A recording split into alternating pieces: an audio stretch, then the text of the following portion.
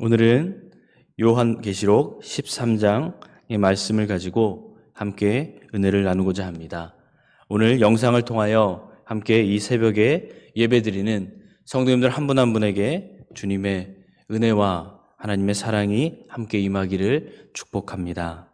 그리고 오늘 하루를 살아갈, 그리고 이 시대를 살아갈 은혜의 말씀을 주님께서 우리에게 주셔서 온전히 이 시대를 분별하고 감당할 수 있도록, 믿음으로 살 수 있도록 함께 하시기를 축복합니다. 오늘 본문인 13장 말씀에서는 두 마리의 짐승에 대한 이야기가 나오게 됩니다. 이 짐승에 대한 내용은 이 앞장인 12장에 나오는 용에 대한 내용과 연결지어서 생각할 수가 있습니다. 12장에 나오는 용은 사탄을 의미합니다. 이 용은 예수님과 싸우려 하고 예수님 믿는 사람들을 핍박하는 존재입니다.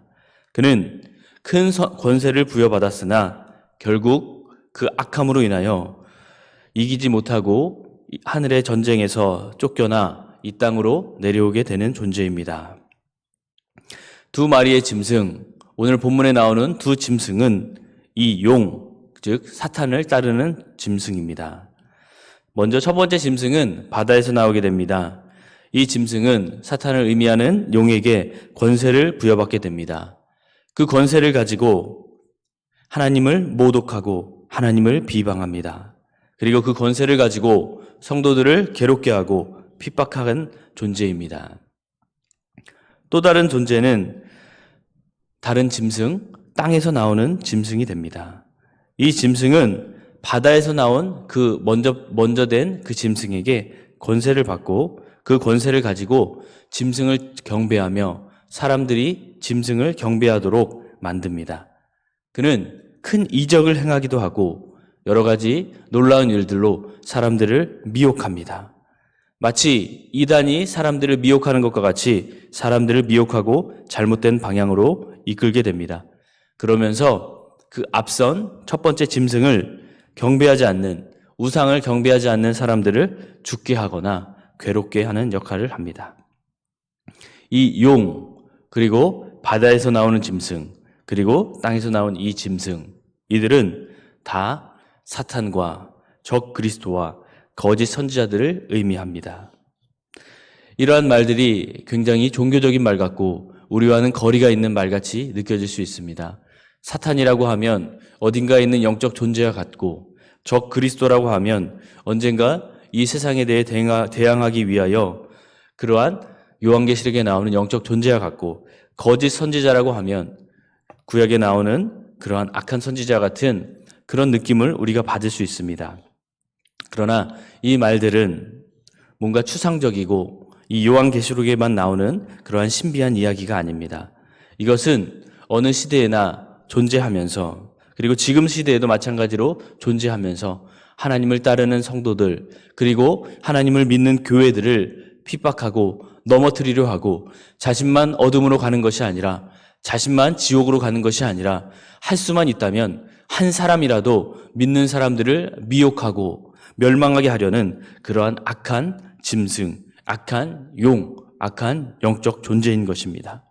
이러한 영적 존재들은 우리 주위에서 호시탐탐 틈을 노리며 우는 사자와 같이 우리 주위를 배회하다가 우리가 실수하게 하고 우리가 넘어지게 하고 우리가 하나님을 배반하게 하고 우리가 믿음으로 가지 못하게 하는 그러한 악한 존재들인 것입니다. 왜냐하면 이들이 권세를 가진 것 같지만 능력을 가진 것 같지만 때로는 놀라운 일을 행하는 것 같지만 이단이 그런 것처럼 거짓 선지자들이 그런 것처럼 우리의 원수 사탄 마귀가 그런 것처럼 이들은 힘이 있는 것 같고 이들은 권세가 있는 것 같고 이들이 이 세상을 좌지우지하는 것 같지만 결국에 이들은 패하여 쫓겨난 존재일 수밖에 없다는 것을 우리가 잘 기억해야 합니다. 그리고 이들이 일정 기간 혹은 일정한 영역에서 힘을 가진 것 같고 권위를 갖고 있는 것 같지만 결국 이들은 이미 예수님의 권세 아래 패하였고 이들은 이미 하나님의 심판 아래서 멸망받기로 모든 것이 예정되어 있기 때문에 이들은 아무것도 할 수 없는 존재인 것입니다. 이 세상이 정의보다 악이 가득한 것 같고 하나님을 믿는 믿음과 진리보다 세상의 이기적인 것과 세상의 욕망이 더욱 우선되는 것 같습니다. 그래서 이러한 악한 존재의 권위가 실제로 많은 것 같이 느껴지지만 그렇지 않은 것입니다. 이 짐승들은 곧 심판 앞에서 사라질 존재입니다. 왜냐하면 하나님이 이 땅을 다스리시기 때문입니다. 이 땅뿐 아니라 이 모든 세계와 이 모든 피조물들과 우리 모든 자들을 온전히 통치하시고 다스리시는 분은 하나님이십니다. 그것을 우리가 언제든 잊지 말아야 할 것입니다. 하나님께서는 늘 살아계십니다. 늘 우리와 함께 하십니다. 주님께서는 선하신 계획을 가지고 이 땅을 구원하시기 위하여서 늘 인내하시며 기다리시며 그 사랑으로 우리를 품으십니다. 10절에 의하면 성도들의 인내와 믿음이라는 말이 나오게 됩니다.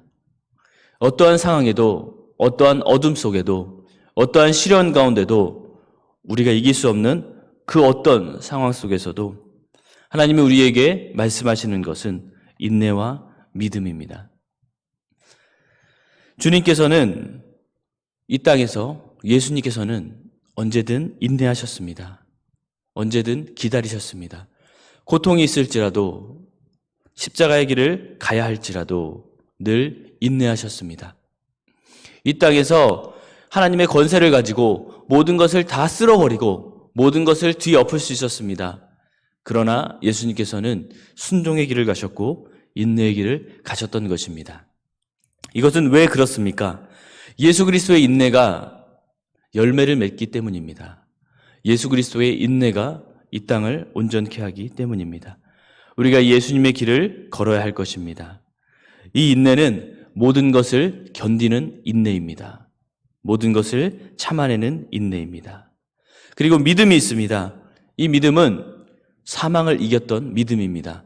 죽음도 꺾을 수 없었던 그 믿음입니다. 예수님의 믿음은 원수 사탄도 그 어떤 악도 꺾을 수 없었습니다. 우리에게 주어진 믿음과 인내가 이것이라는 것을 기억해야 합니다. 우리의 인내가 나의 힘으로, 나의 인내력으로, 나의 참을성으로 하는 것이 아니라는 것을 우리가 기억해야 합니다. 우리의 믿음이 나의 신념과 나의 무언가를 추구하는 그러한 정신력이 아니라는 것을 우리가 반드시 기억해야 합니다. 우리의 존재는 연약합니다. 우리의 마음은 흔들립니다. 그러나 우리가 가진 인내와 믿음은 예수님의 인내와 믿음입니다. 하나님을 믿는 사람, 예수 그리스도의 길을 가기로 작정한 그 마음이 있는 사람에게는 성도들의 인내, 성도들의 믿음이 온전히 주어지는 것입니다.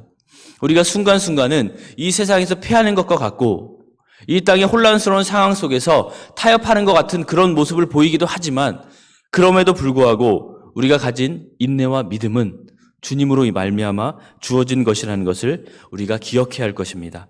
그렇기 때문에 나의 믿음이 아니기 때문에 주님이 주신 그 믿음이기 때문에 이 세상이 꺾을 수 없는 것입니다. 그리고 나의 참을성이 아니고 주님을 본받는 그 인내이기 때문에 우리는 이 땅에서의 모든 것을 견뎌내고 인내할 수 있는 것입니다. 곧 하나님의 진노의 대접이 쏟아집니다. 짐승을 섬기고 우상에게 경배한 자들은 심판대 앞에서 반드시 후회하며 절망하며 절규하게 될 것입니다. 그리고 그 우상을 섬긴 사람들뿐만 아니라 그 우상 자체도, 그 짐승도, 그 용도 마찬가지 형편에 처하게 될 것입니다.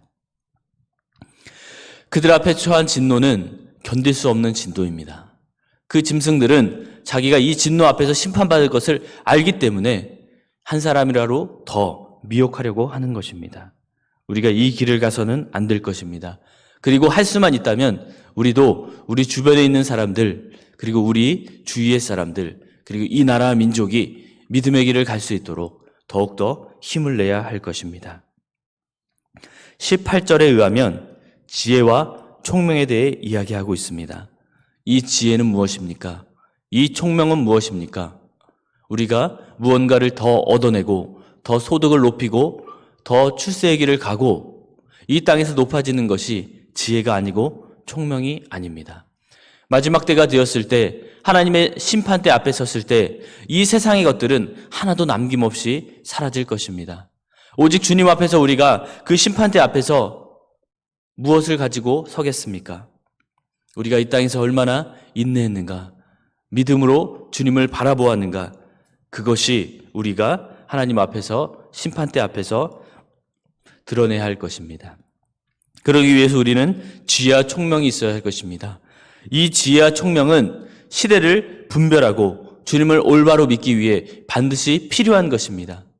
이 시대에 우리가 어떻게 살아야 할 것인가, 어떻게 이 길을 걸어야 할 것인가를 분별하는 것이 믿음이고 총명입니다.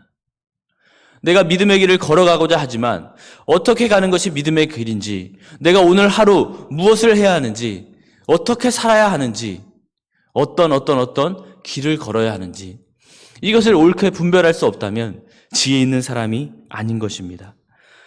어떻게 하는 것이 타협하지 않는 것이고, 미혹되지 않는 것이고, 속지 않는 것이고, 신앙의 길을 가는 것인가, 그것을 우리가 온전히 분별하는 것이 믿음이고 지혜이고 총명인 것입니다.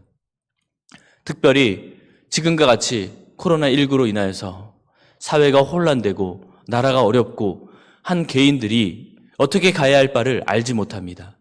이때 믿음의 사람들은 어떻게 해야 합니까? 온전히 분별해야 하는 것입니다. 지혜가 있어야 하는 것입니다. 총명이 있어야 하는 것입니다.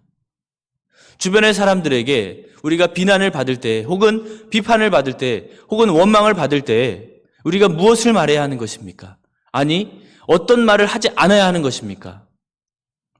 우리가 항변하는 것이, 때로는 나의 생각을 강하게 주장하는 것이, 때로는 내가 할 수 있는 말을 하는 것이 지혜가 아닐 수 있습니다. 그리고 혹은 우리가 아무 말도 하지 않는 것이 지혜가 아닐 수 있습니다. 그때 필요한 지혜가 무엇이고 총명이 무엇입니까? 하나님께서 우리에게 말하라고 하는 것이 무엇이고, 인내하라고 하는 것이 무엇이고, 우리가 믿음으로 걸어가라 하는 것이 무엇입니까? 악의 세력은 교회를 흔들려고 하고 한 사람 한 사람의 신앙을 넘어뜨리려고 합니다. 그리고 이 나라와 민족이 온전한 진리의 길을 가지 못하게 늘 미혹하려고 합니다. 우리는 복음의 길로 이 땅이 가기를 원하지만 어둠의 세력들은 미혹되어 이 나라가 욕망과 어둠의 길을 가기를 원하는 것입니다. 이때 지혜가 무엇이고 총명이 무엇인지를 알아야 할 것입니다. 나 개인만이 지혜의 길, 총명의 길을 가야 하는 것이 아니라 우리 교회가 지혜롭게, 총명하게 그 믿음의 길을 걸어가야 할 것입니다. 그리고 그뿐 아니라 우리가 살고 있는 이 춘천, 이 지역이 어떻게 평화롭게, 화평하게 주님의 뜻 안에서 지혜의 길, 총명의 길을 걸어갈 수 있는가를 우리가 기도하며 고민해야 할 것입니다. 우리가 할 수 있는 중보기도가 무엇인가? 우리가 할 수 있는 일들이 무엇인가? 우리가 이때 어떻게 움직여야 하는 것인가를 고민해야 할 것입니다. 그리고 나아가서 이 나라가, 이 민족이 어떻게 주님의 뜻을 받들어야 할 것인가? 어떻게 지혜롭게 이때에 대처해야 할 것인가를 우리가 고민해야 할 것입니다. 많은 사람들은 혼란해합니다. 어떻게 해야 하는 것인가? 이때에 어떻게 지내야 하는 것인가? 어떤 결정을 내려야 하는 것인가? 그러나 그때에 결정하고 기도하고 인내하고 믿음으로 지혜롭게 행할 사람들은 꼭 종교 지도자들만이 아니고 정부와 사회의 지도자들만이 아닙니다. 우리 성도인들 한 사람 한 사람이 주님 앞에서 그 말씀을 받아야 할 것입니다. 주님 앞에서 민감해야 할 것입니다. 성령 하나님께서 우리에게 어떤 길을 이끄시는가, 그것을 우리가 간절히 구해야 할 것입니다. 그냥 가만히 앉아있기보다는 가정에서, 우리가 처한 형편에서 우리가 기도해야 할 것이고, 말씀을 통하여서 어떻게 인내하고 믿음으로 나아갈지를 우리가 걸어가야 하는 것입니다. 그래서 이 땅에 많은 그리스도인들이 먼저, 성도들이 먼저 일어나서 주님의 길을 구해야 할 것입니다.